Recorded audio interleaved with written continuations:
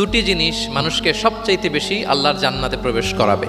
একটি হচ্ছে তাকওয়াল্লাহ, আল্লাহর ভয়, আর একটি হচ্ছে হুসনুল খুলুক, সুন্দর আচরণ। রিপিট, আমি আবারও বলছি, দুটি জিনিস মানুষকে সবচাইতে বেশি আল্লাহর জান্নাতে প্রবেশ করায়। একটি হচ্ছে আল্লাহর ভয়, তাকওয়াল্লাহ, আরেকটি হচ্ছে সুন্দর আচরণ, হুসনুল খুলুক।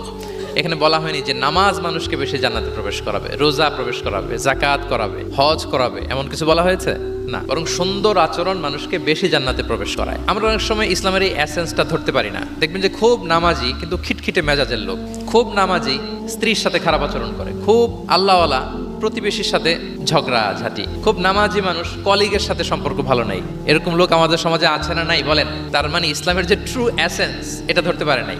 আশেপাশের নেইবরের সাথে, কলিগের সাথে, বন্ধুদের সাথে, সহপাঠীদের সাথে যে ভালো আচরণ করতে হয়, গুড বিহেভিয়ার করতে হয়, এবং এটাই যে আমাকে সবচেয়ে বেশি জান্নাতে প্রবেশ করানোর মাধ্যম হতে পারে, এটা আমরা ভুলে যাই। প্রিয় বন্ধুরা, আমরা যেন এই ব্যাপারটাকে ছোট মনে না করি।